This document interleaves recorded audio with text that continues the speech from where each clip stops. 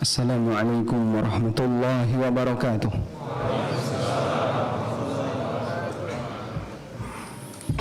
Alhamdulillahi haqqa hamdih wa ashhadu an la ilaha illallah wahdahu la syarika lah ta'ziman limajdih wa ashhadu anna Muhammadan abduhu wa rasuluh salawatu rabbi wa salamu alaihi wa ala alihi wa ashabihi wa man sara ala nahjihi wa istanna bisunnatihi ila yaumil qiyamah. Alhamdulillah, puji syukur kita haturkan kehadirat Allah. Semoga Allah jadikan majelis ini lebih baik daripada majelis sebelah kiri masjid. Mungkin sama-sama ramai, sama-sama meriah, tapi kita berusaha untuk bisa mendapatkan pahala dengan mendekat kepada Allah. Seusai melaksanakan sholat maghrib secara berjamaah, kita lanjutkan dengan kajian bersama. Bagi Bapak Ibu sekalian, mungkin bisa memberikan ruang dan tempat bagi yang belum bisa masuk karena ada yang sholat di luar. Kita mau bahas tentang kenapa manusia harus futur, terutama tentang kondisi kita. Karena terkadang untuk bisa stabil grafik naik terus rasanya nggak mungkin. Sehingga kalau sering khotib bilang hari ini lebih baik daripada kemarin, besok lebih baik daripada hari ini, saya kira itu hanya teori, walaupun sering disampaikan. Karena kalau orang grafiknya harus cenderung naik datar seperti ini, rasanya tidak mungkin. Kita pasti mengalami sesuatu yang kurang. Mungkin tema ini sudah sering Anda dengar dari berbagai macam kajian yang disampaikan oleh para asatidzah. Tapi kali ini saya mau fokus menyinggung tentang sifat malas. Mudah-mudahan Allah jauhkan kita dari penyakit malas. Sebelum bahas itu, saya cerita dulu tentang ujian terakhir yang diberikan oleh Allah kepada para sahabat. Setelah mereka berhasil menaklukkan berbagai macam daerah, kota Mekah ditaklukkan, Taif masuk Islam satu rombongan, dan satu Taif kemudian masuk Islam. Sebab Taif tidak bisa ditaklukkan dengan perang, tapi mereka kemudian datang sendiri ke Madinah. Kemudian daerah Hunain sudah ditaklukkan, Khaybar ditaklukkan. Terakhir kaum muslimin menjalani hidup yang sangat nyaman. Mereka sudah tidak lagi berperang karena mereka sudah berhasil menaklukkan daerah-daerah di sekitar Madinah dan kota Mekah. Tapi Allah Subhanahu wa ta'ala ngasih ujian kepada mereka. Disuruh untuk berangkat di musim panas pada saat kurma sebentar lagi mau panen tapi belum siap untuk dipanen, sehingga persediaan makanan terbatas dan harus melakukan perjalanan yang jauh selama 1 bulan. Perang apa yang dimaksud? Perang apa yang dimaksud? Perang Tabuk. Tahun berapa? 9 Hijriah. Perang Tabuk yang diselenggarakan, ekspedisi Tabuk yang diselenggarakan di tahun 9 Hijriah, itu ujian besar bagi kaum muslimin. Allah Subhanahu wa ta'ala berfirman di surat At-Taubah ayat 38. Ya ayyuhalladzina amanu ma lakum idza qila lakum unfiru fi sabilillahi tsaqaltum ilal ard.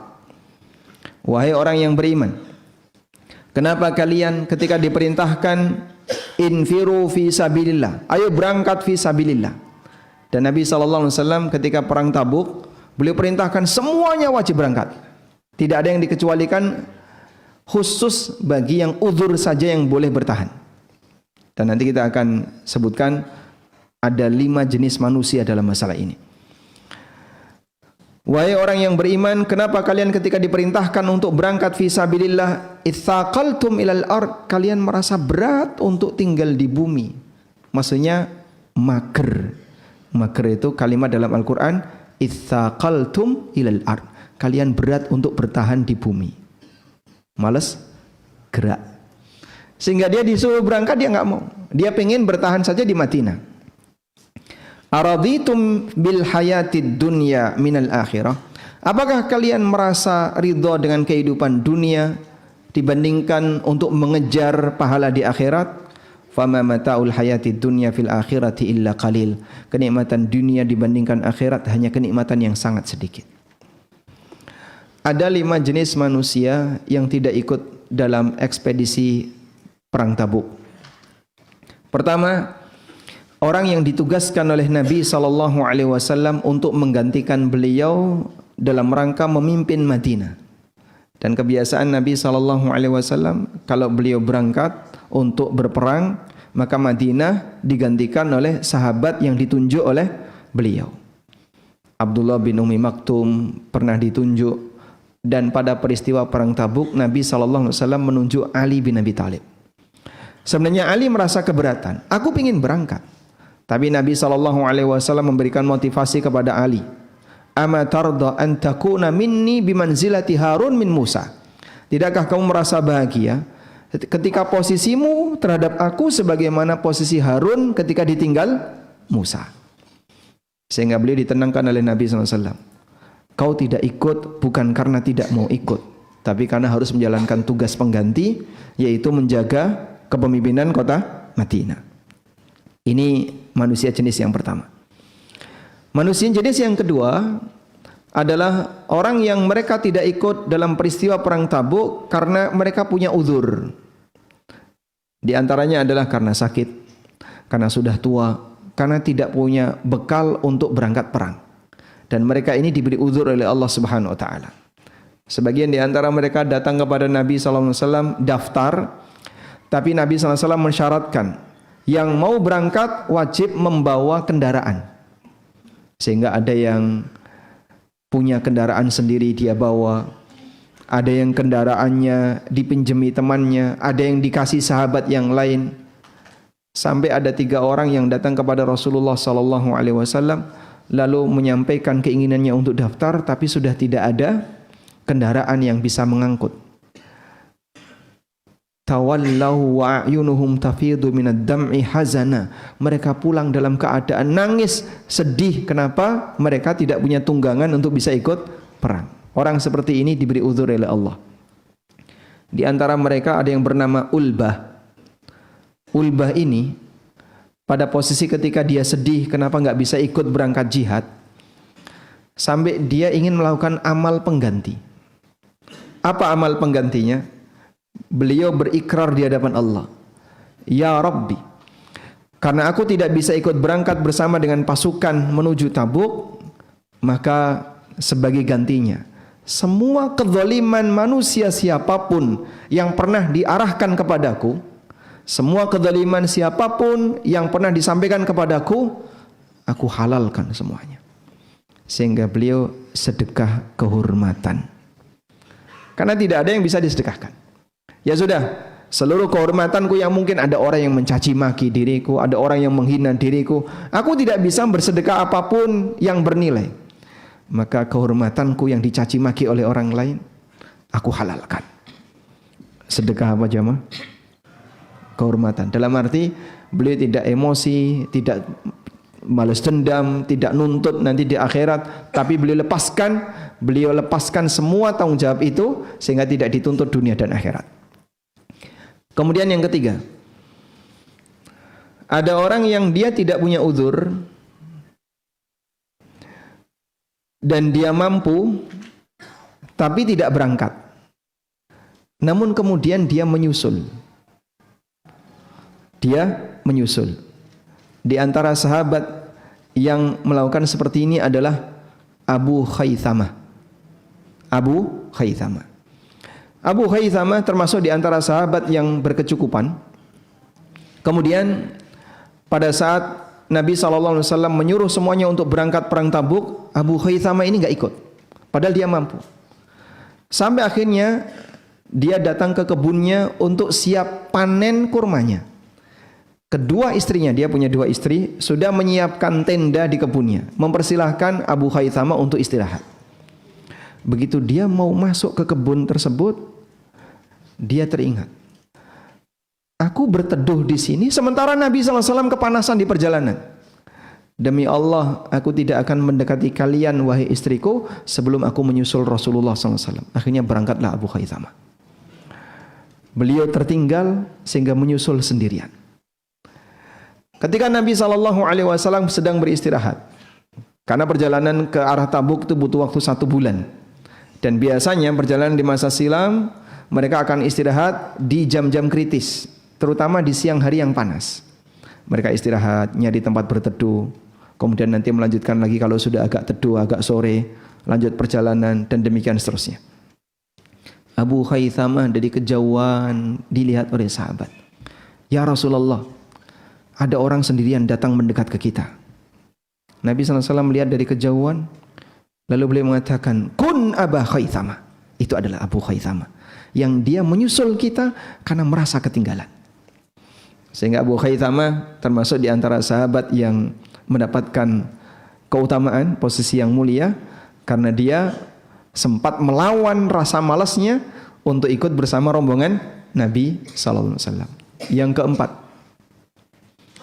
sahabat yang tidak ikut padahal dia berkemampuan dan tidak punya uzur, tapi dia tidak beralasan ketika Nabi SAW pulang.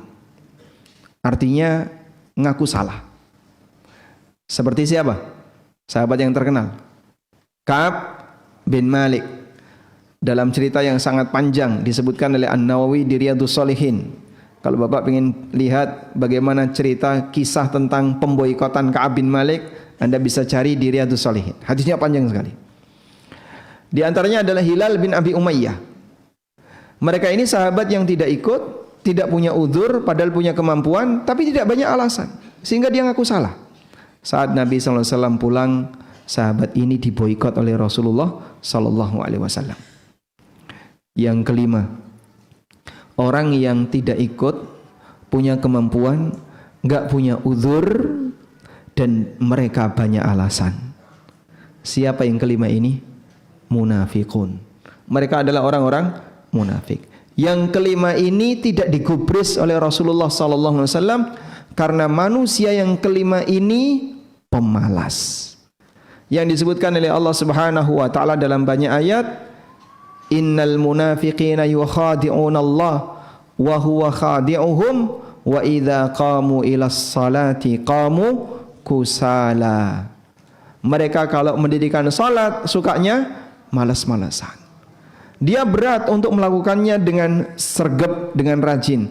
Mereka mengerjakan salat itu dengan malas-malasan. Wa idza qamu ilas salati qamu kusala yura'unan nasa wa la yadhkurunallaha illa qalila, dan suka berbuat riya sementara mereka tidak ingat Allah kecuali hanya sedikit.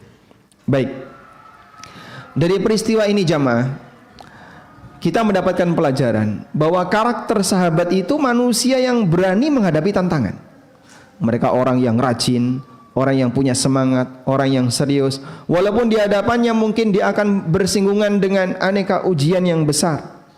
Musim panas, perbekalan terbatas, mereka harus berhadapan dengan musuh, tapi mereka tidak takut.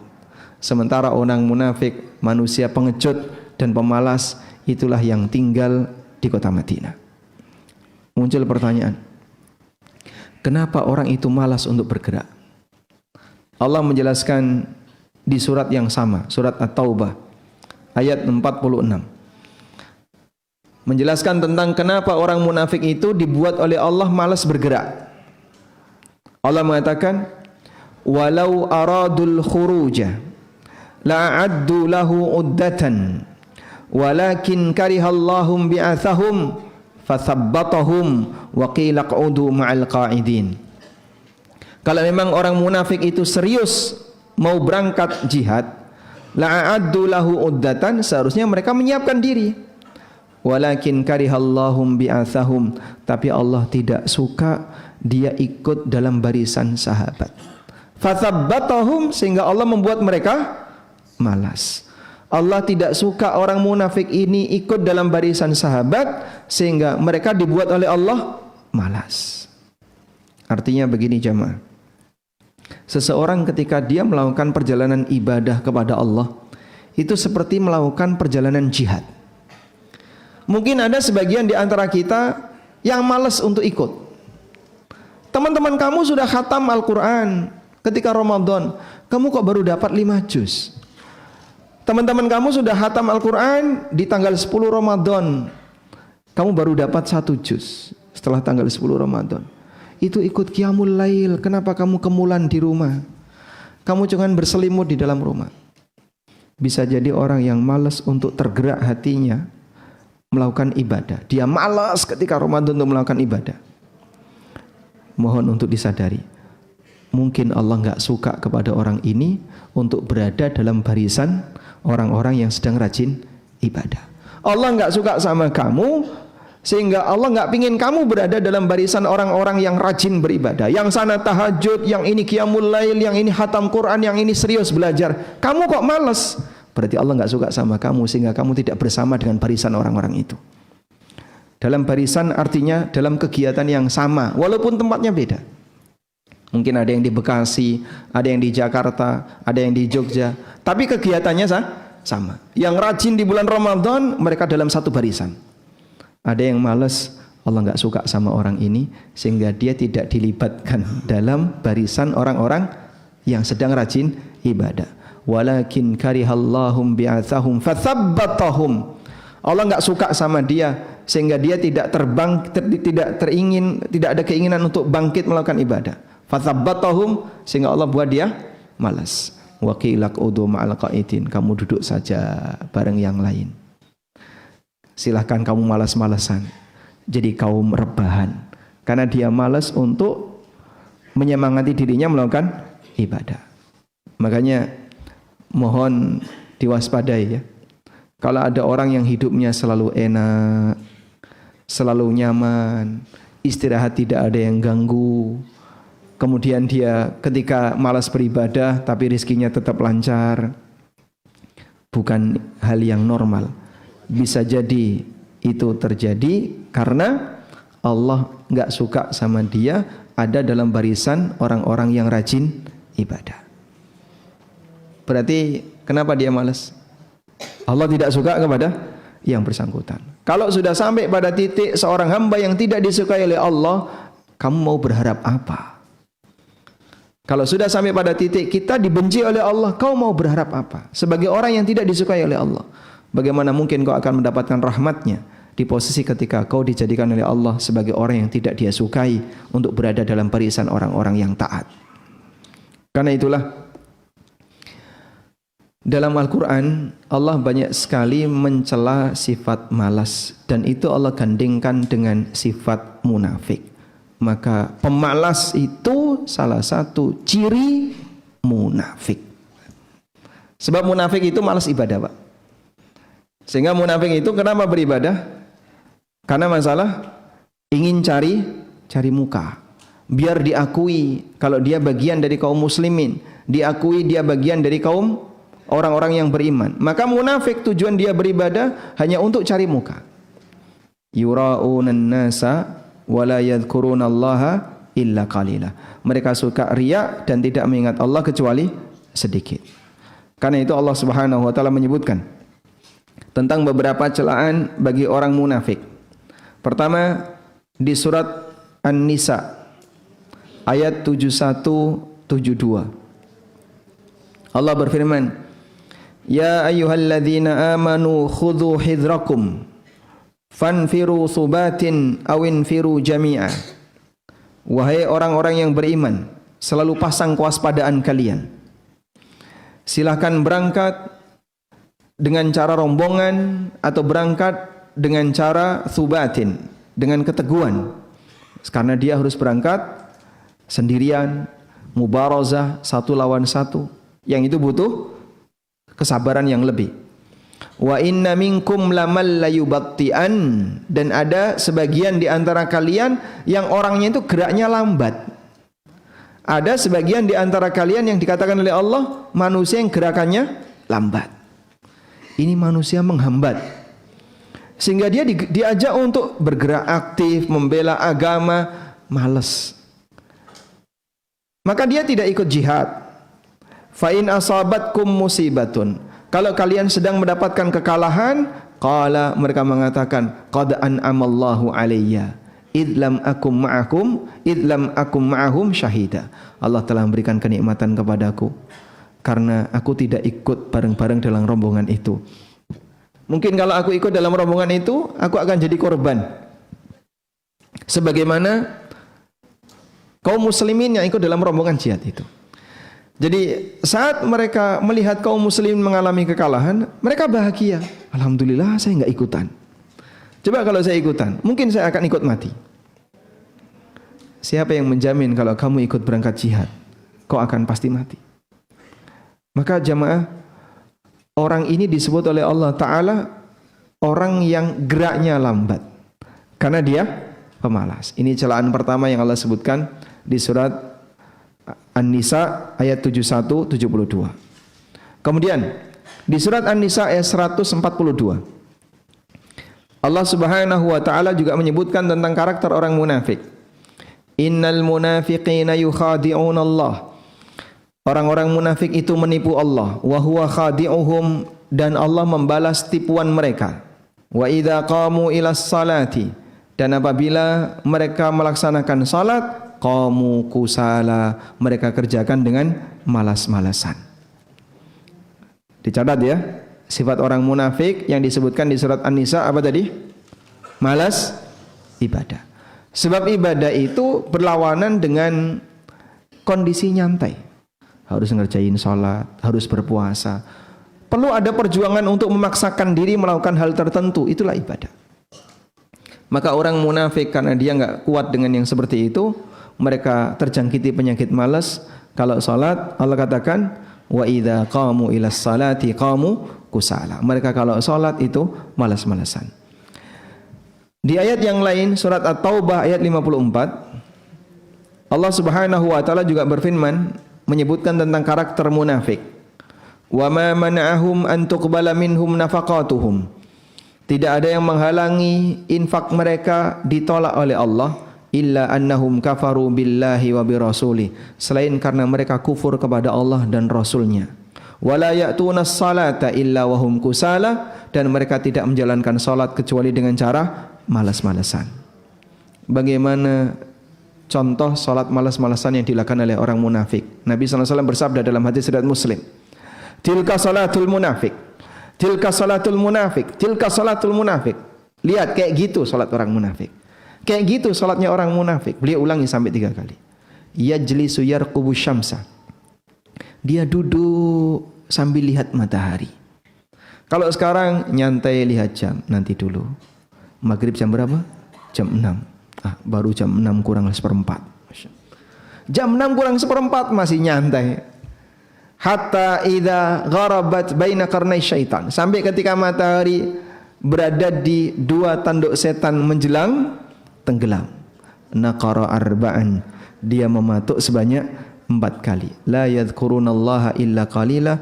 Tidak ingat Allah kecuali sedikit. Sebabnya apa? Malas tadi. Maka karakter salatnya orang munafik, 1, malas, 2, suka mengakhirkan waktu, 3, cepat, 4, tidak khusyuk sama sekali, 5, tertekan, nggak seneng ketika melakukannya, dia nggak bisa menikmati, sehingga ketika sholat kapan selesai, nggak bisa menikmati. Dia jadikan sholatnya itu seperti beban berat yang ingin segera dia lepaskan. Kalau di antara kita saat mengerjakan sholat 5 ini ada, segera diobati. Itu penyakit batin yang ada pada hati munafik. Karena munafik disebutkan oleh Allah cirinya untuk ibadah sholat mereka seperti ini keadaannya. Mungkin orang sekarang dia tidak melihat matahari, tapi dia lihat jam, nanti dulu, dolanan burung dulu, ya, atau main game dulu, atau apa dulu, nanti, sampai akhirnya ketika waktu sholat mau habis, dia sholat dengan cara cepat. La yadhkurunallaha illa qalila. Dia tidak ingat Allah kecuali sedikit.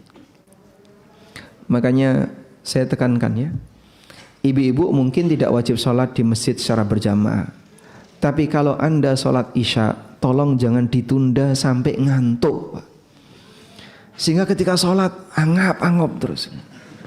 Sholat tuh nguap terus, Masya Allah. Loh kenapa kok? Ya udah ngantuk. Nah kenapa kamu tunda? Padahal memungkinkan dia sholat di awal waktu. Karena nanti dulu. Duh, katanya sholat isya diakhirkan kan lebih bagus. Diakhirkan lebih bagus kalau sregep, kalau serius. Dalam keadaan seger. Kalau muka penuh ngantuk kayak gitu, jadinya ketika sholat rasanya apa? Beban berat. Kalau tidur dulu boleh nggak Pak? Makruh. Tidur sebelum sholat isya. Nabi SAW melarang seperti itu. Nah Rasulullah SAW anin naumi qabla al-isya wal hadithi ba'daha. Rasulullah SAW melarang tidur sebelum sholat isya dan ngobrol pasca sholat isya. Kenapa dilarang tidur sebelum isya? Dikhawatirkan kelewatan. Bablas sampai subuh dia nggak sholat isya. Kalau capek banget Pak, boleh, tapi harus pasang pengaman. Dia taruh alarm, dia pesan sama keluarganya, aku tak tidur dulu karena saya ngantuk sekali. Silahkan pasang pengaman. Pesan ke istrinya, saya tak tidur dulu, nanti kalau nggak bangun-bangun tolong dimandikan, dikafani di sana. Nggak bangun-bangun. Baik. Sebab seperti ini dilarang oleh Rasulullah SAW karena ini bisa menyebabkan orang jadi ketinggalan sholat atau bahkan meninggalkan sholat. Dan perlu dipahami bahwasanya sholat isya itu batas akhirnya sampai tengah malam. Sebagaimana keterangan Rasulullah SAW, waktul isya ila nisfil lailil awsat. Bahwasanya batas akhir waktu isya adalah sampai pertengahan malam. Tengah malam jam berapa Pak? Tergantung musim. Sehingga kalau sekarang maghrib sampai subuh Anda hitung berapa jam, tengahnya itulah kurang lebih batas akhir dari waktu isya. Ada sebagian di antara jamaah, saya Pak biasanya tidur dulu bangun jam 2, sholat isya sekaligus tahajud. Masya Allah. Bisa jadi ini talbis iblis. Yang lebih sesuai sunnah, kau kerjakan sholat isya sebelum tidur. Kecuali kalau ada udzur tertentu. Baik.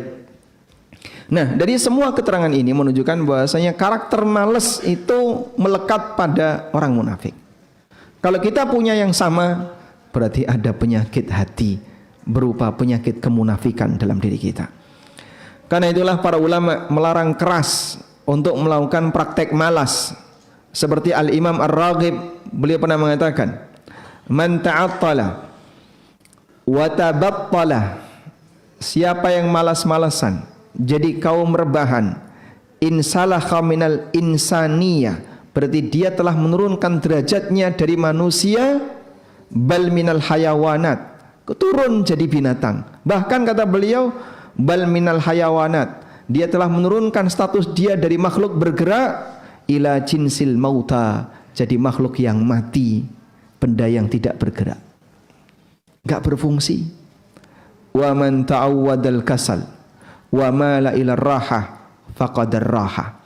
Siapa yang membiasakan diri untuk nyantai-nyantai, jadi kaum rebahan, kemudian malas-malasan dengan alasan istirahat, maka dia kehilangan kesempatan untuk istirahat yang sejatinya. Siapa yang dia banyak beristirahat, maka akan kehilangan kesempatan untuk beristirahat yang sejatinya. Sebab surga itu didapatkan bukan dengan cara malas, tapi dengan cara apa? Penuh kesungguhan. Sehingga Nabi SAW ngasih motivasi orang untuk mendapatkan surga. Beliau mengatakan, wa'lam inna sil'atallahil ghaliyah, inna sil'atallahil ghaliyah. Sadarilah, barang dagangan Allah itu mahal. Barang dagangan Allah itu mahal. Untuk bisa mendapatkannya butuh perjuangan. Maka jangan jadi orang yang terlalu malas karena untuk sebuah harapan yang besar kau harus rajin. Demikian keterangan yang disampaikan oleh Ar-Raghib. Karena itu Nabi SAW dalam salah satu doanya yang diriwayatkan oleh Bukhari Muslim, beliau berlindung kepada Allah dari sifat apa? Malas. Allahumma inni a'udzubika minal ajzi wal kasal. Ada dua penyebab kenapa manusia itu gagal beramal. Satu, ajiz, tidak mampu. Dua, kasal, tidak mau, malas. Al-ajiz wal kasal. Sehingga orang punya kemampuan tapi tidak punya kemauan, nggak terjadi. Punya kemauan tapi tidak punya kemampuan, tidak terjadi. Bergabung dua ini, amal terjadi. Al-ajaz tidak ada, al-kasal tidak ada, maka dia akan beramal. Karena itu Nabi SAW memohon kepada Allah, Allahumma inni a'udzubika minal ajzi wal kasal, karena dua ini penghalang orang untuk beribadah, untuk beramal. Kenapa dia nggak mau beramal? Dia nggak rajin beramal karena dia lemah, dia nggak punya kemampuan, dan yang kedua dia malas. Baik, karena itu jamaah yang dimuliakan Allah, umumnya orang yang malas, ujung hayatnya, akhir dari hidupnya lebih buruk dibandingkan yang rajin.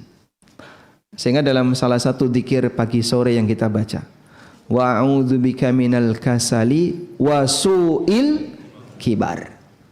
Wa a'udzubika minal kasal. Aku berlindung kepadamu ya Allah minal kasal, dari penyakit malas, wa su'il kibar, dan masa tua yang buruk.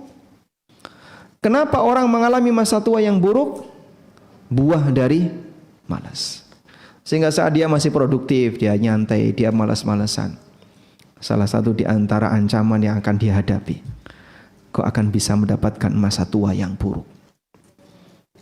Baik. Oleh karena itulah jamaah, pasang komitmen ya. Kenapa para nabi yang tertinggi diberi gelar ulul azmi? Azam itu apa? Azam itu apa? Hah? Tekad. Kenapa diberi gelar ulul azmi? Karena tekadnya luar biasa. Siap untuk menghadapi tantangan, bahkan sampai pada titik mengancam nyawa. Dan mereka nggak takut. Tekad mereka yang dipuji oleh Allah, sampai Allah Subhanahu wa taala memerintahkan kepada Nabi Muhammad SAW untuk bersabar seperti sabarnya mereka. Wasbir kama sabara ulul azmi minar rusul. Sebab amalan yang penuh perjuangan itu hanya sanggup untuk diemban oleh orang yang punya tekad.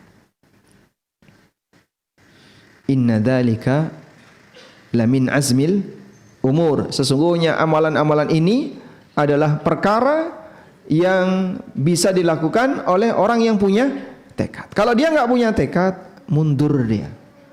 Maka kenapa orang itu terkadang nggak berani melakukan amal A, terkadang nggak berani melakukan amal B? Karena dia tidak punya tekad. Baik.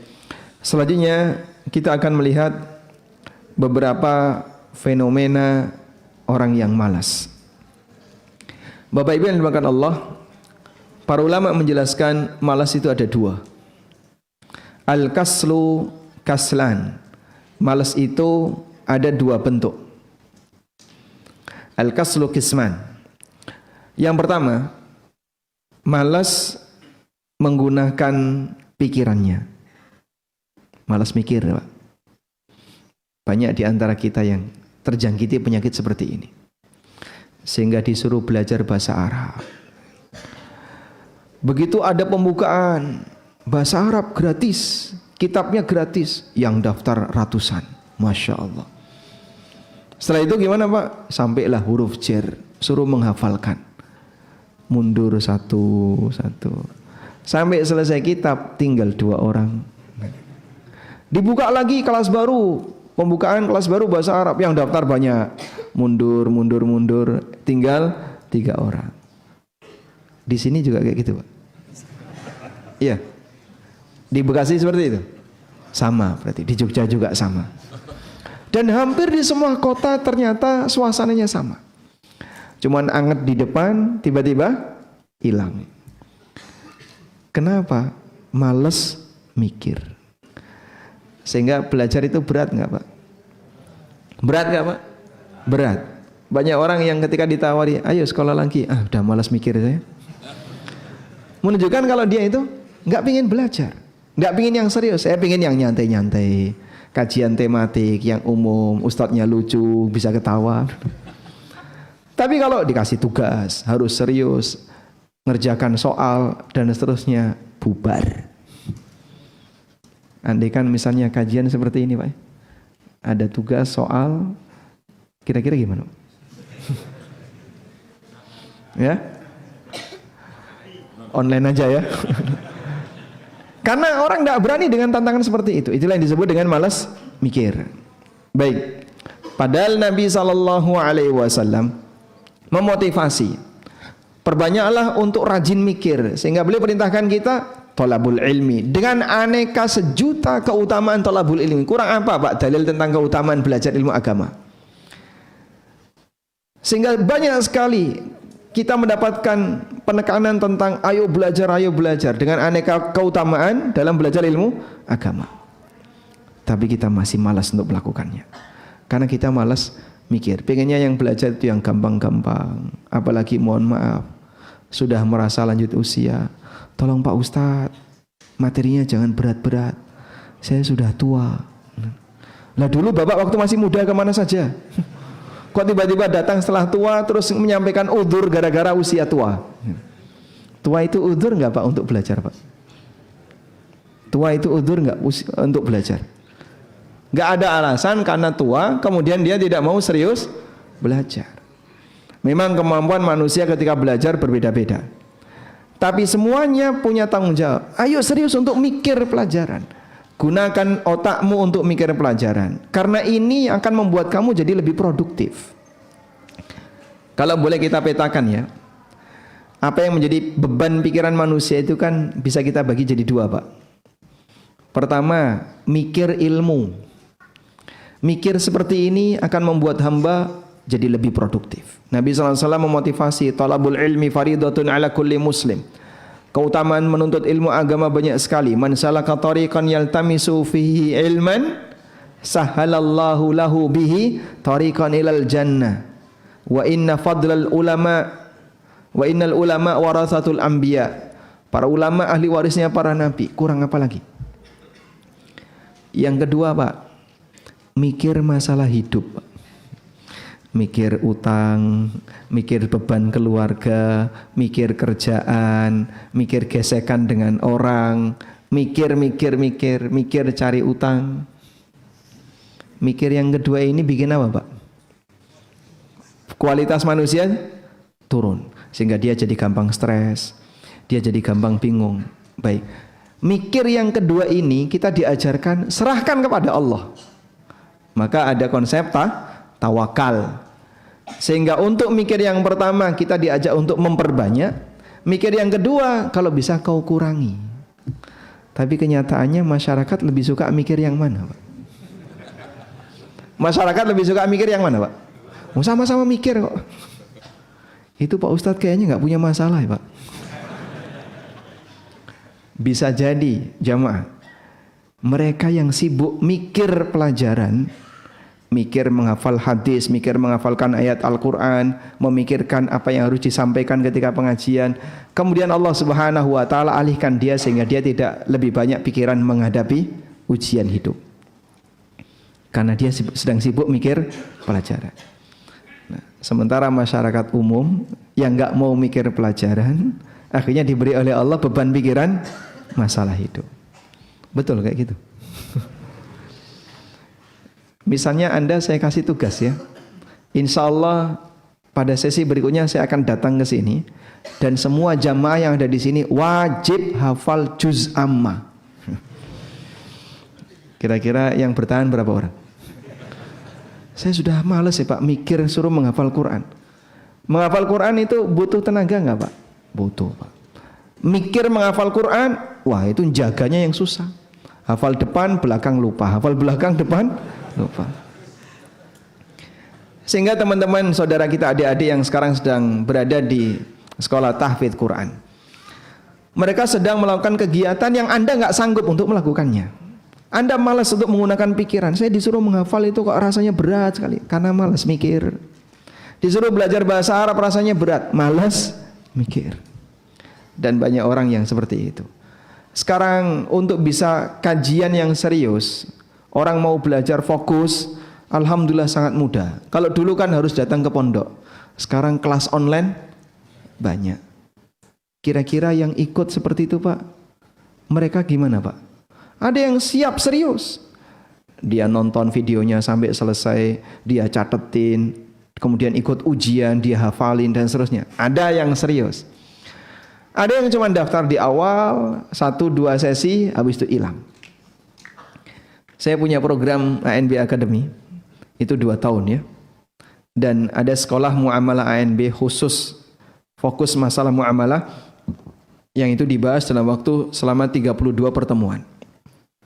Yang daftar banyak Pak, tapi yang sampai lulus hingga akhir kadang cuma 30%, ada yang 50%, banyak yang nggak ngikutin sampai selesai. Males ngerjain soal. Kenapa males ngerjain soal? Harus ngapalin, harus fokus belajar. Males dia.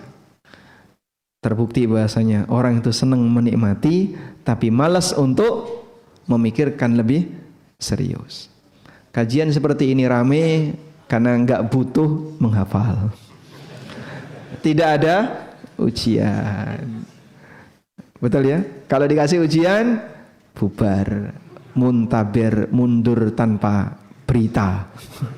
Tiba-tiba ngilang. Baik. Yang kedua ada malas badan. Malas fisik itu seperti orang malas untuk bergerak melakukan A, malas bergerak melakukan B. Diajak traweh, malas. Diajak puasa sunnah, malas. Diajak qiyamul lail, malas. Itu malas fisik. Dan manusia paling parah kalau sudah malas mikir, malas fisik. Dia belajar nggak seneng, fisiknya juga diajak ibadah, malas. Mau ambil bagian yang mana kamu ini? Oleh karena itulah, di sini kita akan sebutkan beberapa fenomena yang terjadi di tengah masyarakat. Kenapa mereka itu futur ketika belajar? Pertama, malas mikir tadi Pak. Fenomena malas mikir. Jamaah, orang itu kalau sudah dalam posisi malas mikir, akhirnya kehidupan dia lebih banyak dipengaruhi oleh 2 hal. 1 hawa nafsu, 2 akal. Sampai Umar bin Khattab radhiyallahu anhu itu pernah menyampaikan peringatan, waspadai dengan orang yang lebih banyak menggunakan logika. Kata beliau, iyyakum wa ashabar ra'yi fa innahum a'da'u sunnah. Waspadalah dengan orang yang hanya menggunakan logika. Ngomongnya hanya pakai logika. Karena mereka itu musuh sunnah. Ayathumul ahaditsu ayyauha. Mereka kelelahan untuk menghafal hadis. Disuruh menghafal hadis enggak sanggup. Ayathumul ahaditsu ayyauha. Mereka keberatan untuk menghafal hadis. Fasu'ilu, tapi mereka ditanya karena punya status sosial di masyarakat.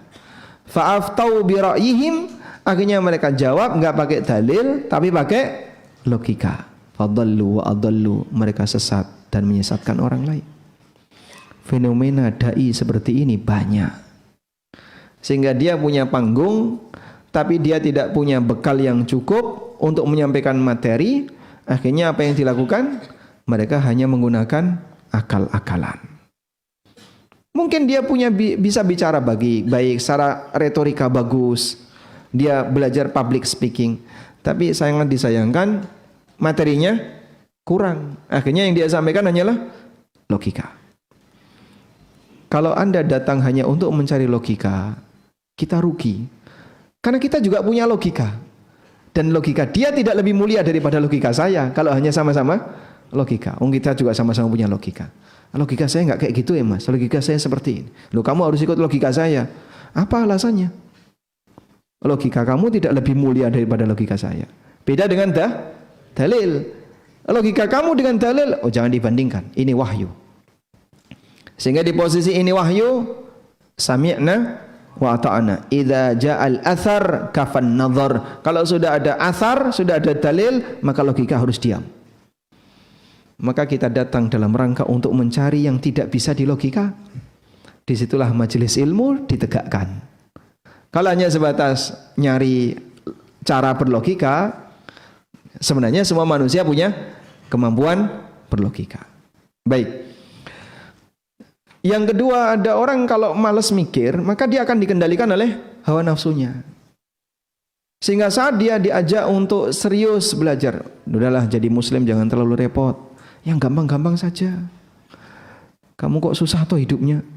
Islam itu agama yang mudah, Islam itu agama mudah. Selalu seperti itu. Ya mudah tapi jangan disepelekan. Sehingga kalau menggampangkan itu pelanggaran. Karena kenyataannya banyak orang yang ketika diajak untuk serius, mereka beralasan dengan apa? Jangan mempersulit diri sendiri. Fenomena ini pernah disampaikan oleh Nabi SAW. Dalam sebuah hadis tentang keberadaan orang malas di akhir zaman, Rasulullah SAW pernah menyebutkan. Coba saya bacakan hadisnya ya. Yushiku ayyaqudar rajulu muttaki'an ala arikati. Nanti akan ada orang yang cuman hidupnya itu nyender-nyender di atas dipan. Isinya cuman nyantai karo ngudut rokok ya. Jadi hidupnya hidup yang nyantai. Udahlah santai saja ada. Yuhadditsu bihaditsin min hadithi. Saat disampaikan hadis kepadanya, fayaqulu, dia mengatakan, bainana wa bainakum kitabullah. Kita cukup Al-Qur'an saja. Di antara kita ada Al-Quran, kita cukup Al-Quran saja. Fama wajadtu min halalin istahlalnahu, wa ma wajadna fihi min haramin haramnahu. Yang dihalalkan Quran ya kita halalkan, yang diharamkan Quran kita haramkan. Sok berlagak bicara atas nama Quran. Padahal dia disampaikan hadis Nabi SAW, tapi menolak untuk dia seriusi. Karena alasan apa? Udahlah cukup Quran saja. Maka kalau ada orang yang bilang ake wong apal Quran haditse, itu sebenarnya ngeritik siapa? Ngeritik mereka yang suka belajar-belajar itu. Ini dianggap sebagai orang yang terlalu membebani dirinya. Ya. Kayaknya di Bekasi jarang nih gitu. Kalau di Jogja, Jawa Timur banyak. Baik. Karena dia nggak suka dengan orang yang serius belajar, menghafalkan. Padahal sumber ilmu dari mana? Wahyu. Baik. Ini fenomena yang pertama. Orang yang takut mikir. Manusia kalau sudah kekurangan bekal dengan dalil, maka dia akan dikendalikan oleh akal dan hawa nafsu. Sudah masuk Isya? Kurang berapa menit? Pas. Baik, kita akan dengarkan adzan Isya terlebih dahulu, baru selanjutnya akan kita bacakan fenomena berikutnya. Wassallallahu ala nabiyyina Muhammadin wa ala alihi wa sahbihi wasallam.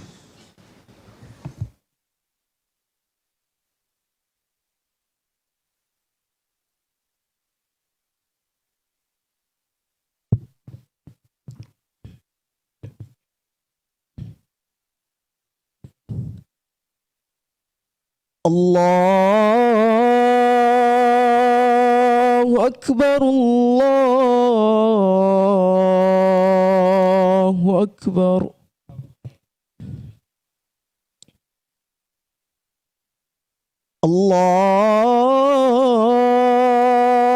Allahu Akbar, Allahu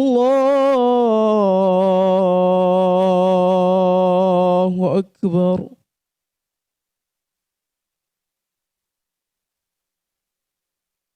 Asyhadu an la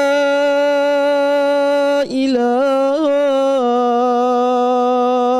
illallah.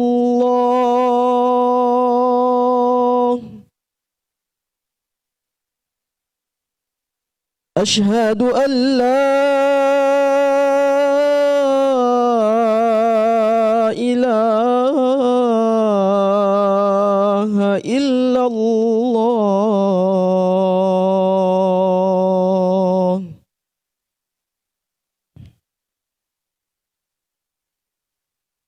Asyhadu anna Muhammadar Rasulullah. Asyhadu anna Muhammadar Rasulullah. Hayya 'alas salah.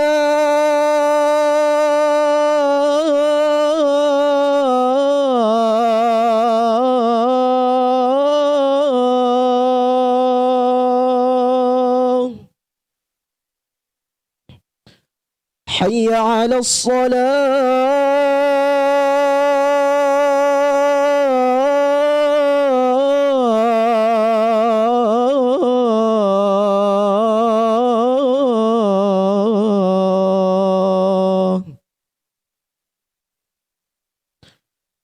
حي على الفلاح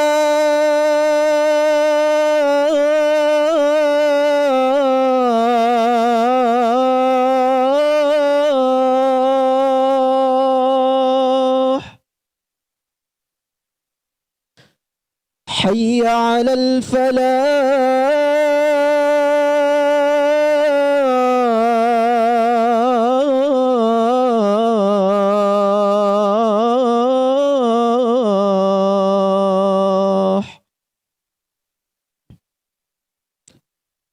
الله أكبر الله أكبر Allahu Akbar, Allahu Akbar. لا إله إلا الله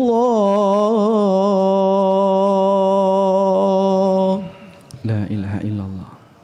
Allahumma salli ala Muhammad. Allahumma rabba andi da'wati tam wassalatil qa'imah anti Muhammadanil wasilatu wa ba'athu maqaman mahmudan allati wa'adta. Alhamdulillah wassalatu wassalamu ala Rasulillah wa ala alihi wa sahbihi wa mawalah. Wa ashhadu an la ilaha illallah wahdahu la syarikalah wa ashhadu anna Muhammadan abduhu wa rasuluh. Ada salah satu teman kami yang dia kuliah di Saudi dan sering jadi asisten para masyayikh, baik untuk memberi ta'liq buku-buku beliau atau menyusun dan merapikan buku beliau. Jadi beliau cerita, ada banyak pensiunan Saudi, orang-orang yang sudah pensiun, begitu beliau sudah purna, itu datang ke ulama. Ngapain? Belajar. Sehingga dia merasa, saya dulu waktu masih muda, saya kehilangan kesempatan. Saya nggak mondok seperti yang lain. Saya tidak kuliah ilmu agama fokus seperti yang lain. Maka begitu dia pensiun, dia mondok di usia pensiun. Ya, mungkin sekitar 58 atau 56 tahun, kurang lebih sama seperti usia pensiun di tempat kita. Sehingga mereka mengejar ketertinggalan, karena dulu saya aktif dengan kegiatan kerja, tidak bisa mondok waktu kerja. Sekarang saya sudah tidak kerja, saya pensiun, saya ganti waktu pensiun untuk belajar. Kayaknya budaya seperti ini nggak ada di tempat kita. Sehingga barangkali bapak-bapak yang sudah dalam posisi nggak ada aktivitas kerja, kadang-kadang orang terus ketakutan, pensiun mau ngapain? Pensiun mondok, Pak.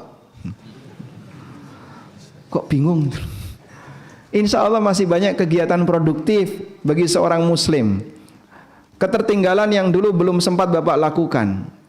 Waktu anak-anak muda sedang belajar, Bapak kerja. Sekarang gantian, saya sudah selesai kerja, pensiunannya dipakai untuk modal belajar. Kalau bisa seperti itu, alhamdulillah. Ya, mudah-mudahan suasana orang-orang tua yang belajar lebih bisa disemangati lagi.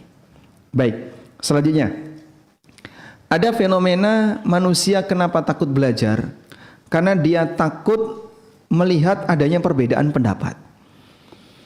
Sehingga terkadang saat dia belajar, loh ini Ustadz ngomong A, Ustadz itu ngomong B, ini ngomong C, yang benar mana sih ini kok? Bingung saya, udahlah nggak usah belajar aja. Mutung dia. Begitu dia mutung, jadi orang bodoh selamanya. Ada nggak kayak gitu, Pak?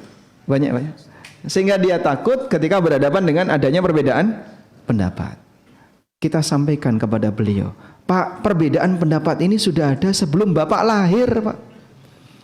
Itu sebuah kenyataan yang tidak mungkin Bapak hindari. Maka hadapi kenyataan itu apa adanya. Anda lahir dimanapun, di lingkungan itu ada sebuah realita yang harus Anda hadapi. Saya nggak mau lahir di Indonesia. Nah, Anda mau pilih negara mana? Katanya kalau di Arab Saudi begitu lahir langsung dikasih uang sekian. Di sini bayi lahir nanggung utang sekian. Loh, tapi kan kamu nggak bisa milih orang tua. Kamu nggak bisa milih lingkungan. Sudahlah, lupakan saja itu. Yang lebih penting adalah dimanapun kau berada, berusahalah untuk menghadapi tantangan yang ada. Adanya perbedaan pendapat itu kenyataan yang tidak mungkin kita hilangkan. Bapak kalau mau menghilangkan madhab mustahil.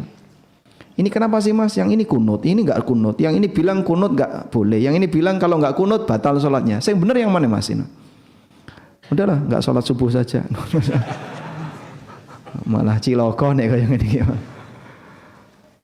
Ini contoh orang yang dia gagal dalam memahami perbedaan sehingga dia takut ketika melihat adanya perbedaan itu sampai kemudian membuat dia mutung, terus dia tinggalkan kegiatan belajar. Kesalahan ini Pak. Yang benar gimana Pak? Baik, perbedaan ini sebuah kenyataan satu yang harus Anda hadapi, nggak mungkin Anda hilangkan. Sudah? Dan kita punya tanggung jawab ketika melihat adanya perbedaan itu. Yang pertama, bahwa Anda harus berusaha untuk memilih mana yang lebih mendekati kebenaran sebisanya. Sebisanya itu berbeda-beda antara satu orang dengan orang lain. Bagi mereka yang bisa membaca dalil dan bisa memahami bagaimana cara ulama menyimpulkan dalil, dia punya tanggung jawab yang lebih. Tapi bagi mereka yang tidak punya kemampuan itu, Pak, saya kalau disuruh membaca penjelasan ustadz siapa begitu, keterangan dalilnya ini, kaidah fikihnya ini, terus cara menyimpulkannya gini, bingung saya Pak. Udahlah saya simpulkan saja. Kesimpulannya apa? Halal atau haram? Orang ada yang membaca bukunya Ustadz Irwandi, dia, Harta Haram dalam Muamalah Kontemporer. Dia cuma baca kesimpulan. Yang ada di tengah tidak dia baca, karena dia nggak suka memikirkan proses bagaimana ulama bisa mendapatkan kesimpulan hukum. Dia nggak suka mikir yang kayak gitu. Nah, belum lagi ketika dia menjumpai adanya perbedaan. Ustadz ini bilang boleh, ustadz ini bilang nggak boleh. Sudah, Bapak hadapi saja perbedaan itu sebagai ujian hidup Bapak. Selanjutnya, pilih pendapat yang lebih mendekati kebenaran. Sudah, Bapak tentukan pilihan pendapat itu semampunya. Kalau nggak mampu mempertimbangkan alasan, maka Anda bisa gunakan pertimbangan orangnya. Ketika objektif nggak bisa, beralih ke subjektif. Sudah, Bapak lebih yakin ustadz yang mana? Oh, saya lebih yakin yang doktor nih Pak. Baik, silakan Bapak ikut beliau. Tapi latar belakangnya karena apa? Ingin bertakwa sebisanya. Bukan karena kayaknya ini yang paling cocok buat saya. Itu beda lagi kalau gitu. Bukan karena masalah lebih sesuai dengan kepentingannya, tapi dia meyakini semoga ini yang lebih mendekati kebenaran. Jika seperti ini yang dilakukan, insya Allah beliau telah menggugurkan kewajiban. Sudah? Kemudian yang ketiga, konsekuensi memilih pendapat itu adalah menyalahkan pendapat yang lain. Saya nggak cocok dengan pendapat itu. Bagi saya ini yang benar. Dan menyalahkan itu boleh, tapi yang nggak boleh caci maki. Dua ini berbeda ya Pak. Kok kamu menyalahkan pendapat orang? Nah, konsekuensi saya membenarkan pendapat A kan berarti saya menilai pendapat B salah. Karena tidak mungkin A yang benar. Bagi saya A benar, B juga benar. Ini gimana sih Pak? Bertentangan kok dua-duanya dinilai benar. Itu tidak mungkin. Akal manusia akan menolak ketika ada dua hal yang bertentangan tapi nilainya sama. Akal akan menolak. Sehingga misalnya Bapak mengambil pendapat mengeraskan basmalah ketika sholat jahriyah bagi imam itu dianjurkan. Maka konsekuensinya apa? Anda menilai salah ketika imam tidak mengeraskan bacaan basmalah. Kunut subuh bagi saya pendapat yang benar. Sebagai konsekuensinya Anda akan menyalahkan yang tidak kunut subuh. Menyalahkan di sini boleh enggak Pak? Itu sebagai konsekuensi Anda memilih pendapat yang satu. Karena enggak mungkin antara A dan B yang itu bertentangan nilainya sama-sama benar, itu tidak mungkin. Loh, katanya enggak boleh menyalahkan. Siapa yang bilang enggak boleh menyalahkan? Yang enggak boleh caci maki. Kalau mencaci maki, menghina, menjelek-jelekkan, nah ini yang dilarang. kita berada dalam lingkaran khilaf, perbedaan pendapat. Silakan Anda pilih dan Anda tinggalkan pendapat yang menurut Anda lemah, tapi tidak boleh mencaci maki pendapat yang lain. Dipahami ya? Kecuali kalau terjadi penyimpangan. Kalau terjadi penyimpangan, ya, misalnya ini jelas menyimpang. Nikah mut'ah itu ibadah. Apa ini, Pak? Jelas apa? Penyimpangan. Nah, itu boleh diingkari. Sebab nikah mut'ah itu hakikatnya zina. Baik, fenomena berikutnya. Ada orang yang terlalu sayang dengan badannya. Sehingga dia takut, nanti kalau puasa sakit gimana? Yang puasa itu banyak Pak dan sehat walafiat. Nanti kalau umroh saya sakit gimana? Yang umroh itu ribuan dan mereka sehat walafiat. Nanti kalau saya tawaf tiba-tiba saya kesandung. Ya sudahlah, terlalu banyak pertimbangan. Gak usah ikut aja. Ada kan orang yang seperti itu, Pak? Dia ketakutan dengan badannya. Ini orang baru diajak melakukan ibadah yang tidak sampai bersinggungan dengan senjata. Coba kalau orang ini hidup di zaman sahabat, diajak oleh Nabi SAW berjihad, mundur paling jauh. Nanti kalau saya mati gimana? Istri saya belum siap jadi janda. Tenang saja, sudah ada calon penggantinya. Masya Allah. Sehingga ada orang yang terlalu menyayangi fisiknya, sehingga adalah saya butuh banyak istirahat, saya punya. Pak, kalau seperti ini caranya Bapak dipengaruhi oleh setan untuk jadi pemalas. Karena itu Nabi SAW dalam hadis riwayat Bukhari Muslim pernah disampaikan kepada beliau, ya Rasulullah, ada fulan yang dia itu tidur, bangun-bangun sudah sholat, bangun-bangun sudah adzan subuh. Bangun subuh Pak ini Pak ya. Bukan bangun jauh setelah subuh. Apa kata Rasulullah SAW? Dzalika rajulun balas syaitanu fi udhunai. Itu adalah orang yang telinganya dikencingi setan. Telinganya dikencingi setan. Dia dibuat lengket dengan kasur karena dia khawatir nanti kalau saya bangun tahajud saya takut pusing. Nah, baru takut pusing kok. Membuat prediksi sesuatu, takut dengan resiko fisik sampai membuat orang meninggalkan yang wajib, dosa. Kemarin ada pertanyaan, boleh nggak Pak pekerja keras itu tidak puasa Ramadan? Kenapa? Ya kan dia kerja keras Pak. Kalau nggak kerja terus berusaha untuk puasa, ya dia makan apa? Pendapatan dia sehari paling 100.000, 200.000 habis, nggak punya tabungan. Baik, tidak ada dalam keterangan di syariat kita kerja sebagai salah satu udzur boleh tidak puasa. Adanya faman kana minkum maridon au ala safar. Siapa yang sakit di antara kalian atau yang sedang safar. Kerja itu bukan udzur syar'i untuk meninggalkan puasa. Tapi Pak, kalau dia kerja dia nggak kuat. Terus ya dari pagi dia nggak puasa. Ini salah. Kenapa dari pagi dia nggak puasa, dia belum kerja? Karena prediksi dia nanti siang kalau kerja nggak kuat. Mas, baru prediksi jangan dipakai acuan. Kan itu baru sebatas prediksi, ketakutan jangan-jangan nanti tidak kuat. Akhirnya dari subuh dia nggak puasa, udah nggak sahur, udah nggak ada niat puasa. Ya ini pelanggaran. Padahal tidak puasa Ramadan tanpa udzur bagi mereka yang wajib puasa hukumnya dosa besar.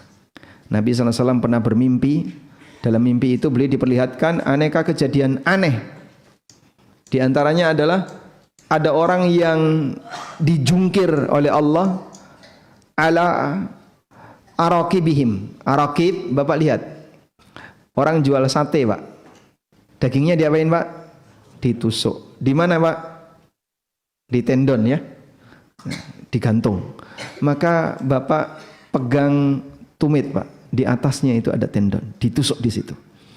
Mu'allaqatun ala arakibihim. Dia dijungkir dengan ditusuk arakibnya, ditusuk tendonnya. Musyaqqaqatan asdaquhum. Pipinya robek sampai belakang. Tasilu minhu daman, mengalir darah. Ketika Nabi SAW tanya, siapa mereka? alladzina yuftiruna qabla tahillati siyamihim. Mereka adalah orang-orang yang tidak puasa berbuka sebelum waktunya, membatalkan puasanya sebelum waktunya. Ini dari pagi puasa terus dia batalkan sebelum waktunya tanpa uzur. Hukumannya kayak gitu. Apalagi yang dari awal tidak punya niat puasa. Maka para pekerja keras, driver ojol misalnya, atau kuli bangunan atau apapun, Anda tidak boleh secara sengaja dari awal berniat tidak puasa. Puasa dulu, dah. Terus dipakai kerja. Nanti sampai titik terakhir misalnya, Pak, sampai asar saya sudah nggak sanggup, Pak. Atau sampai jam 2 saya sudah nggak sanggup. Baik, pendapatan kamu sampai jam 2 kira-kira cukup nggak untuk hari ini? Ya nggak boleh, Pak. Kalau kerja sampai jam 2 saya nggak dapat apa-apa. Misalnya ya. Atau kalau dia ojol sampai jam 2, ya baru dapat 70.000. Cukup nggak itu untuk biaya hidup kamu? Insya Allah cukup. Nanti buka puasa di Dugo Bima gratis, Pak. Masya Allah. Ya mungkin ada gratisan sambil bawa pulang apa yang masih tersisa ya. Kalau sampai pada titik dia nggak cukup, dia boleh minta zakat. Sehingga dia tetap harus puasa Ramadan, kemudian batasi kerja dia, sampai dia nggak sanggup untuk melanjutkan, Anda berhenti di situ. Kalau pendapatannya kurang, solusinya apa? Minta zakat. Intinya sebatas prediksi tidak kuat, tidak boleh jadi alasan untuk tidak beribadah. Karena baru sifatnya prediksi. Baik. Selanjutnya, fenomena yang membuat orang malas untuk belajar dan malas untuk ibadah adalah lepas komunitas. Sebagian orang termotivasi karena masalah komunitas. Kita sudah sering mendengarkan itu. Makanya ada istilah as-sahibu sahib. Teman itu punya kemampuan untuk nyeret. Sebagaimana teman bisa nyeret ke surga, teman juga bisa nyeret ke neraka. Maka berikan teman pergaulan yang baik untuk diri Anda. Karena mereka bisa jadi memberi pengaruh yang lebih kuat dibandingkan ustadz. Ustadz ngasih nasihat gak mempan karena dipengaruhi oleh teman.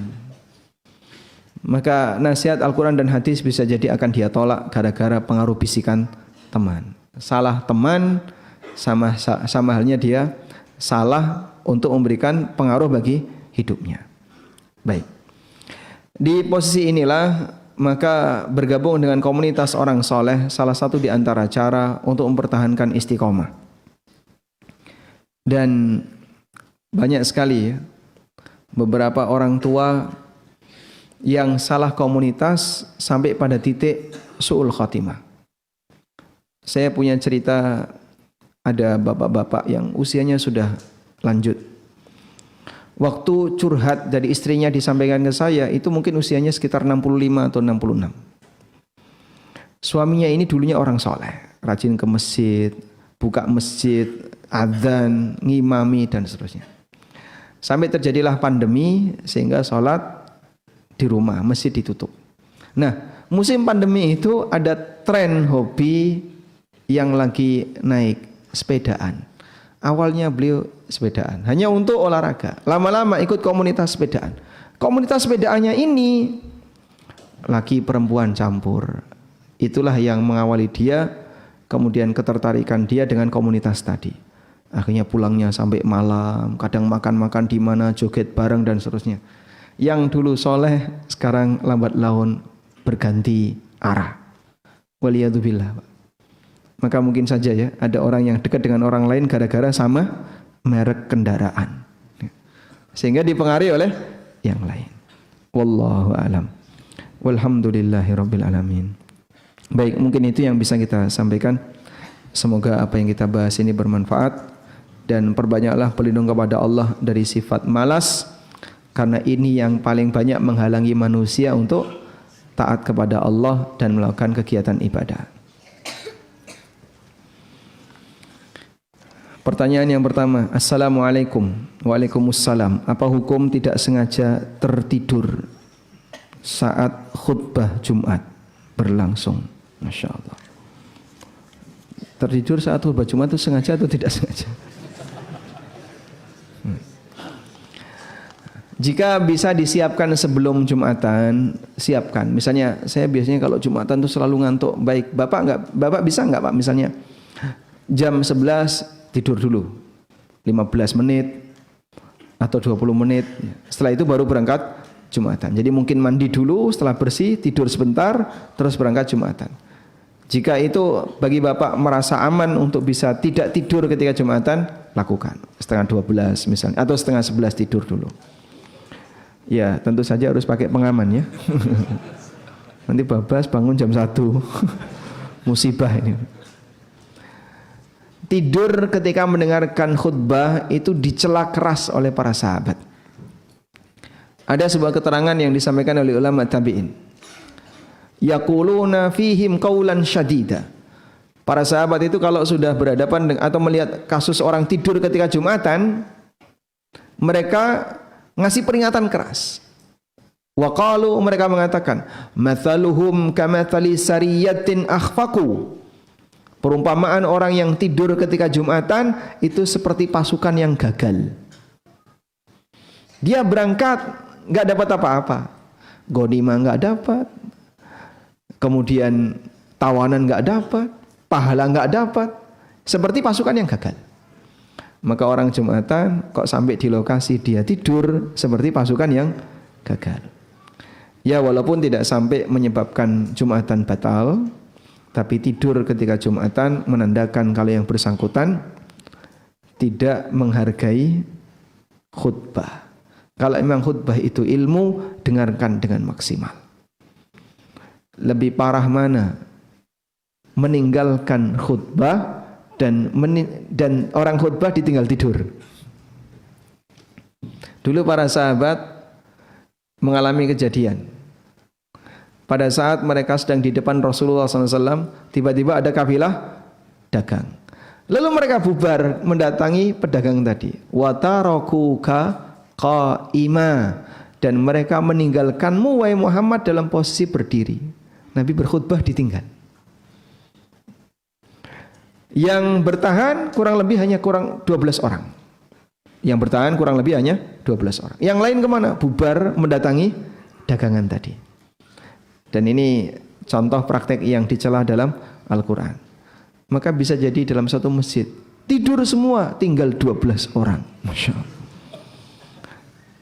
Subhanallah. Baik, oleh karena itu usahakan tidak tidur ketika mendengarkan khutbah. Artinya tidur ketika mendengarkan khutbah ini jangan dianggap remeh. Itu hal yang memalukan di zaman para sahabat. Assalamualaikum. Waalaikumsalam. Ada seorang ASN diketahui melakukan praktek suap, ikut serta dalam jual beli jabatan, sering mendatangi dukun abah haji untuk memperlancar semua urusannya. Bagaimana gaji yang dia dapatkan setiap bulannya? Kalau kerjanya kerja yang benar dan dia mendapatkan gaji dari kerjaan yang benar tadi, insya Allah gajinya tetap halal. Cuman praktek dia dengan datang ke dukun dan seterusnya ya, bisa jadi membuat dia keluar dari agama. Dan aneka suap yang dia lakukan ini membuktikan bahwasanya orang yang rusak akidahnya, dia tidak akan malu untuk melakukan maksiat yang di bawah kerusakan akidah, seperti mengambil harta haram, kemudian melakukan praktek penipuan dan manipulasi dan seterusnya. Karena itulah perbaikan sistem kerja yang rusak bisa dimulai dari perbaikan akidah. Orang kalau akidahnya baik, tauhidnya baik, akidahnya baik, dia akan lebih mudah untuk diingatkan kembali kepada aturan Allah. Saya pensiunan pegawai negeri, saya usaha dagang. Kemudian kalau kita tak punya uang, ambil dagangannya, tidak punya uang, kita ambil keuntungannya. Lalu istri marah kepada saya. Apakah uang yang saya ambil haram? Karena kalau ngomong kepada istri dimarahi. Kemudian saya diam-diam ambil. Ya, ini duitnya siapa? Duit bapak atau duit istri? Kalau usaha itu adalah modal dari uang bapak pribadi, ya, sebenarnya istri bapak tidak berhak untuk marah. Tapi kalau modal itu berasal dari uang istri bapak, ya berarti Anda harus izin kepada yang memiliki. Wallahu a'lam. Kalau menguap, tutup mulut, apakah kita baca takbir? Ya. Coba tutup mulut, menguap, baca takbir, bisa nggak? Mungkin maksud beliau setelah menguap, tidak ada bacaan khusus setelah menguap. Sehingga orang kalau menguap, ya sudah selesai. Yang ada bacaan apa? Bersin. Kalau bersin, baca apa? Alhamdulillah. Dan Allah menyukai bersin, benci menguap.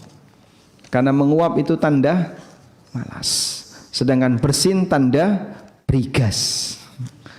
Sehingga orang yang seger, semangat, itu seger badannya diantaranya ditandai oleh bersin. Baik. Bolehkah kita puasa sikat gigi pakai odol? Apakah batal puasanya? Diperbolehkan untuk gosok gigi ketika puasa sebelum masuk siang hari.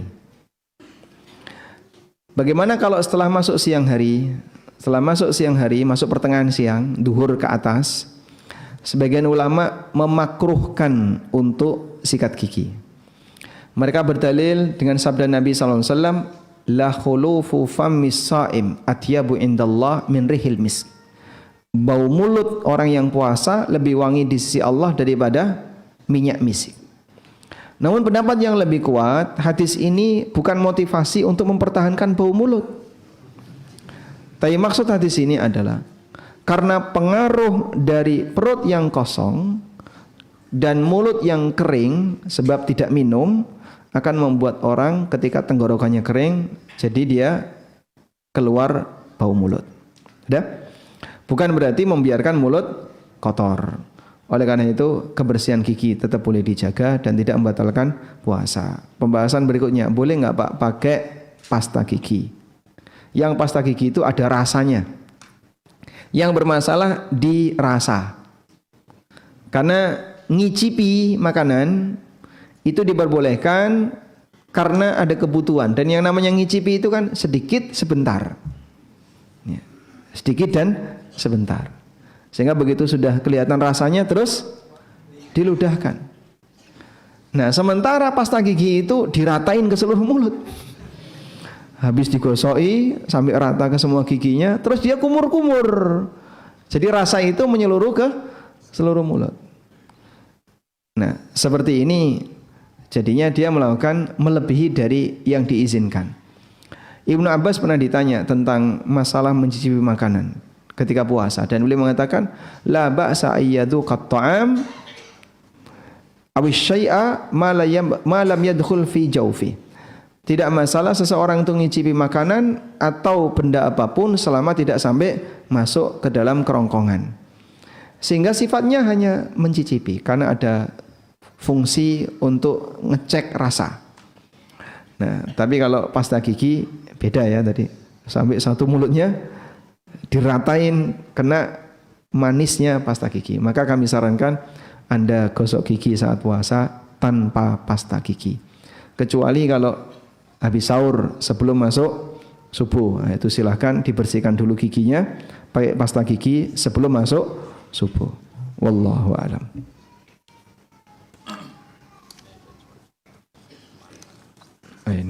Baik. Bagaimana menguatkan hati agar tidak terfitnah oleh HP yang banyak sekali menjerumuskan manusia kepada kemalasan, bahkan tidak hanya malas, maksiat.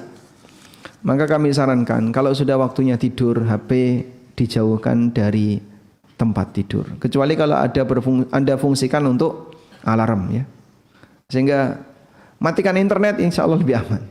Karena sebelum tidur scroll itu biasanya nggak terasa jam berapa, Pak? Hah? Jam 12, Masya Allah. Ada yang jam 1, setengah 1, jam setengah 12 baru tidur. Hanya scroll, nggak bisa tidur ya Pak. Nggak bisa tidur sholat. Kalau sholat ngantuk Pak. Lah gimana enaknya? Sehingga Anda amankan ya. Jadi Godaan kita untuk megang HP kan kuat, maka sebaiknya Anda taruh di samping agak jauh, matikan HP-nya sudah, tinggal tidur. Mengajak anak mengikuti kajian, sebaiknya duduk depan atau belakang? Hukumnya bagaimana? Kalau hukum boleh depan dan belakang. Cuman mungkin maksud penanya adalah mengkritisi yang bawa anak. Jika anaknya tidak bisa diajak untuk diam, maka sebaiknya Anda berposisi di belakang. Kan kadang ada model anak yang suka jalan keluar masuk nyari bapaknya, nyari ibunya. Sudah, bapaknya di belakang saja biar tidak sering ganggu orang yang sedang fokus kajian. Tapi kalau anaknya bisa diajak tenang, bolehlah, silahkan diajak di depan. Wallahu a'lam.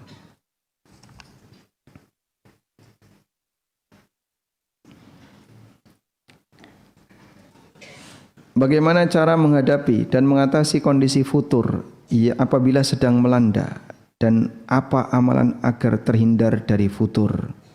Ya kajian tadi itu. Tergantung bentuk futurnya. Kita sudah sebutkan beberapa contoh ya.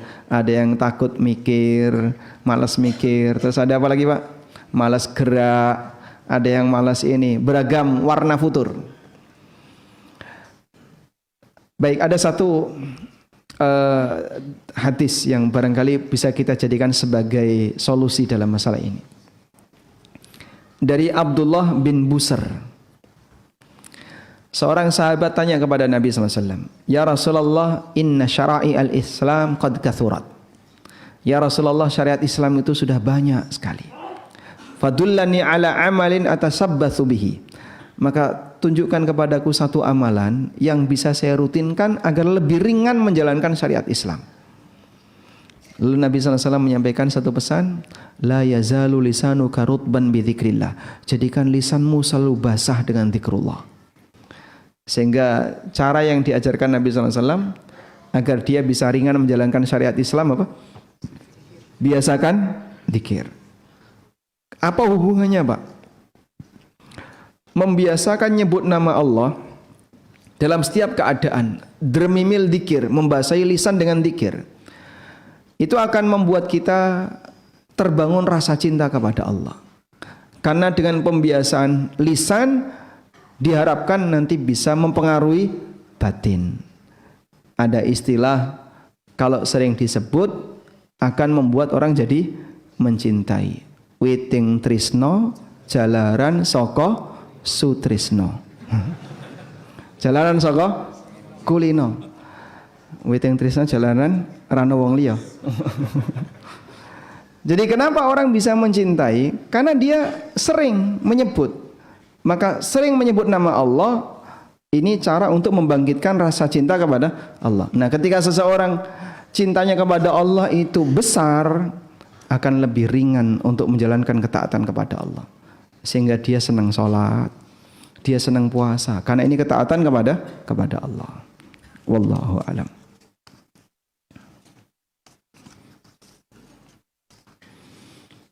Mohon nasihat buat kami yang susah membangunkan anak kami sholat subuh. Coba diajak tidur di masjid.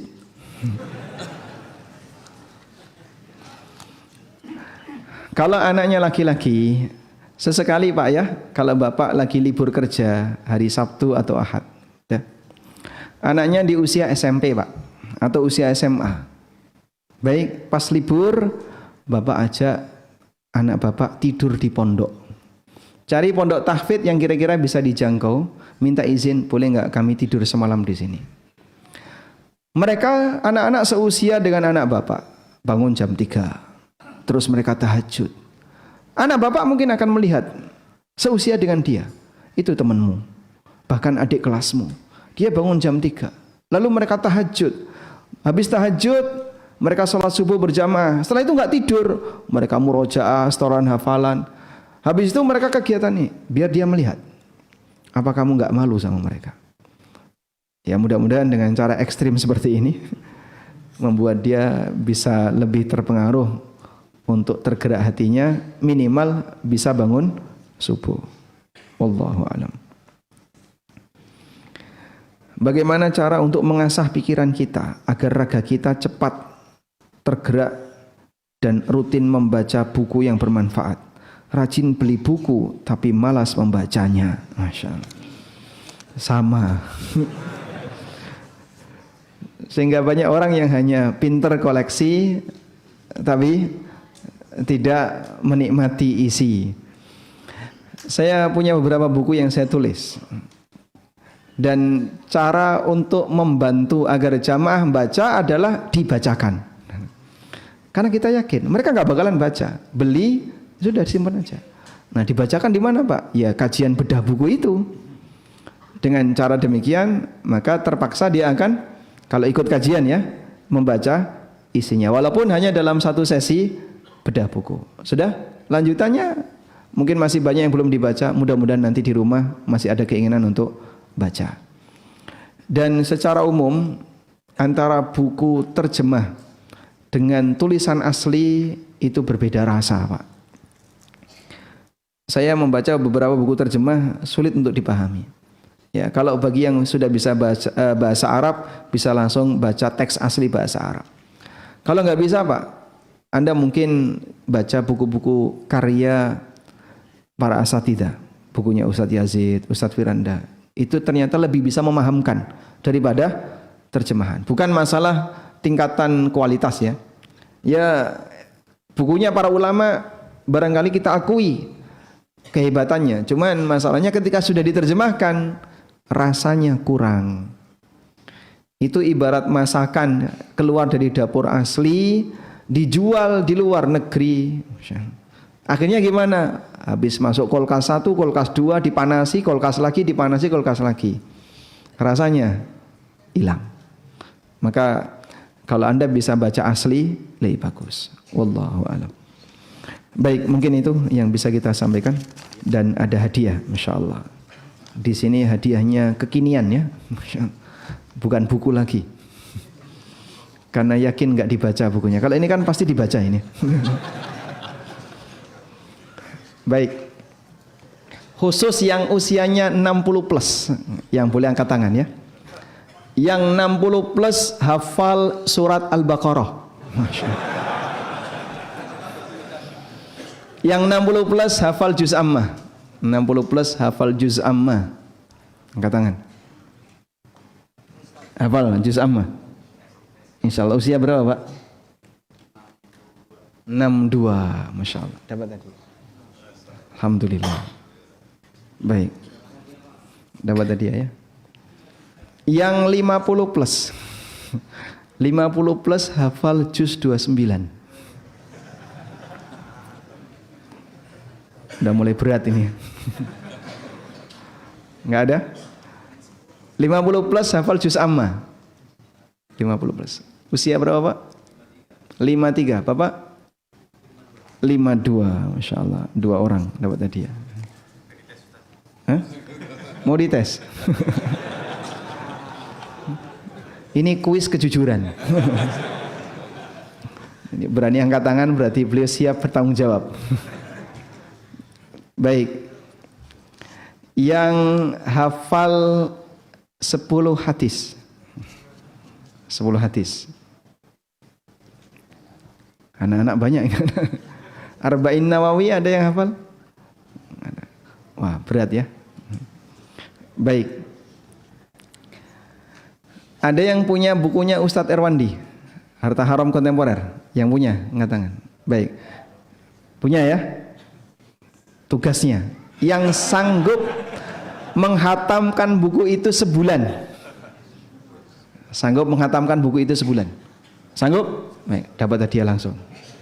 Mulai dari hari ini, bulan depan harus hatam. Ada lagi? Ini tantangannya. Bapak ya, sanggup? Masya Allah. Nah, sudah habis, Pak. Alhamdulillah. Baik, demikian. Semoga apa yang kita bahas bermanfaat. Allahumma anfa'na bima 'allamtana wa 'allimna ma yanfa'una warzuqna ilma. Wa sallallahu ala nabiyyina Muhammadin wa ala alihi wa sahbihi wa sallam wa akhiru da'wana alhamdulillahi rabbil alamin. Wassalamu alaikum warahmatullahi wabarakatuh.